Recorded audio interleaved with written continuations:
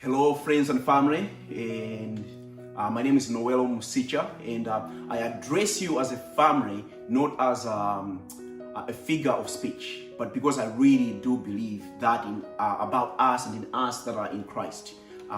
There was a little thing, and I'll just kind of like get directly at it.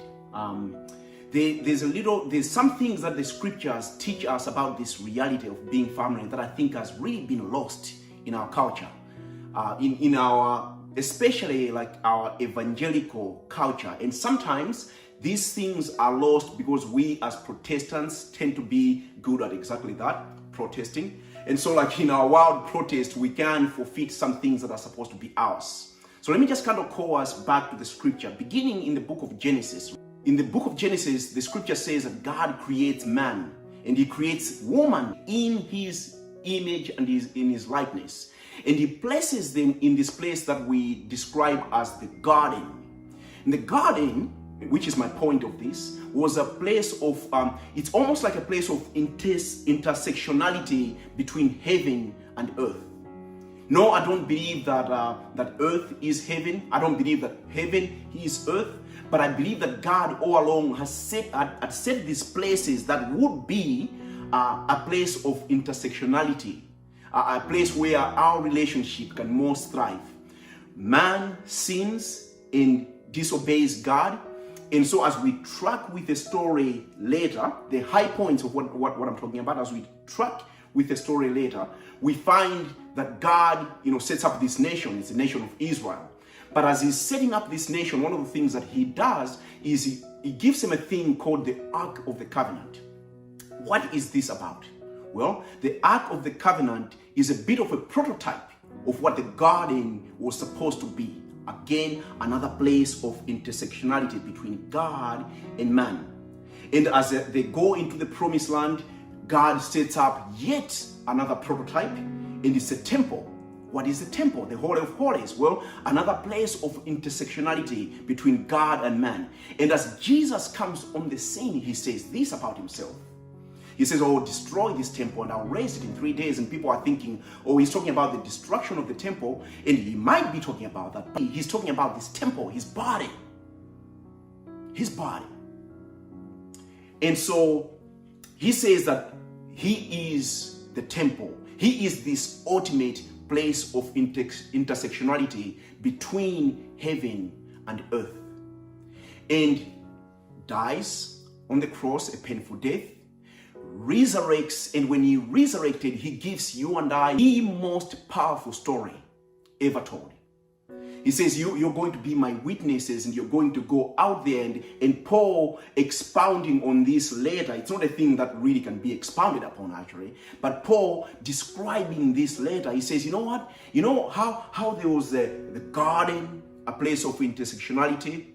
You know how there was the temple, a place of, all the ark, a place of intersectionality. You know how there was the temple, this place for God and man to interact. Guess what? That was pointing, and we have many things in our world today that are said to be pointers to greater realities.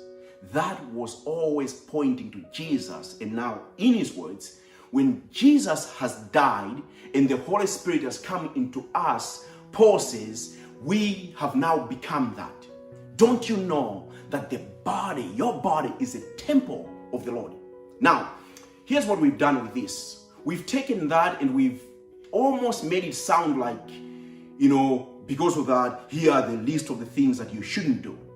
Very well. But really, the greater point is that wherever we go, we become that place. See, you cannot be that alone.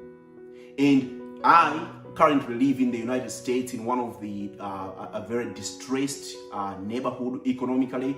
I cannot become that alone.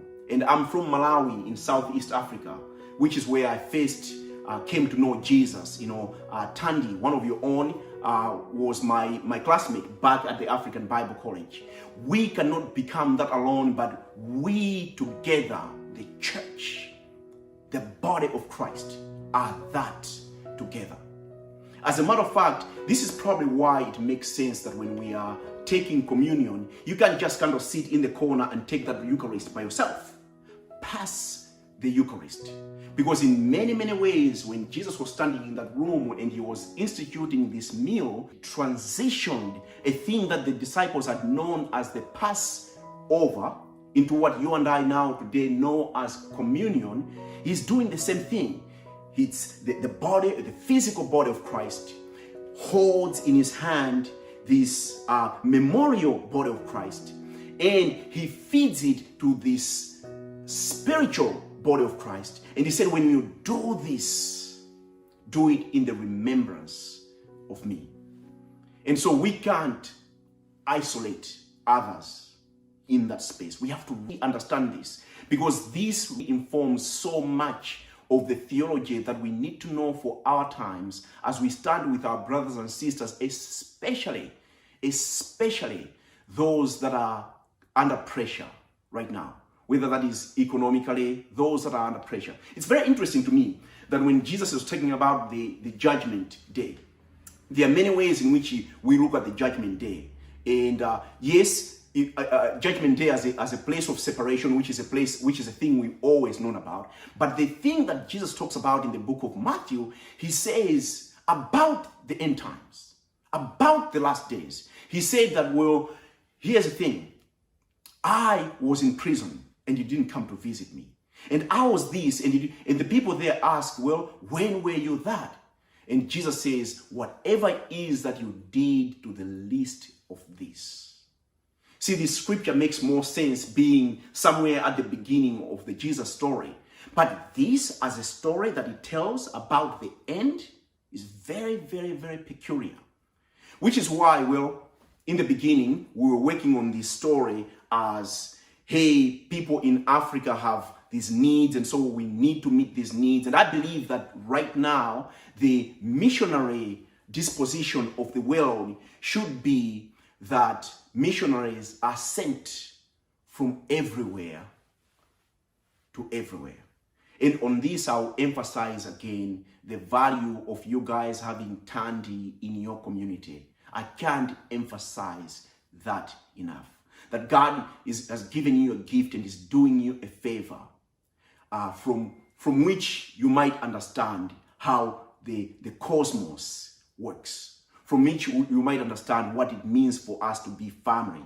And I encourage you to listen, even as you continue to shape your own understanding of like missions. And should you get an opportunity to travel to our side of the world, to Malawi, then you can also in that show up in ways that are healthy, that are not top down. We tell you what to do is why we're here, but we understand that we are family together.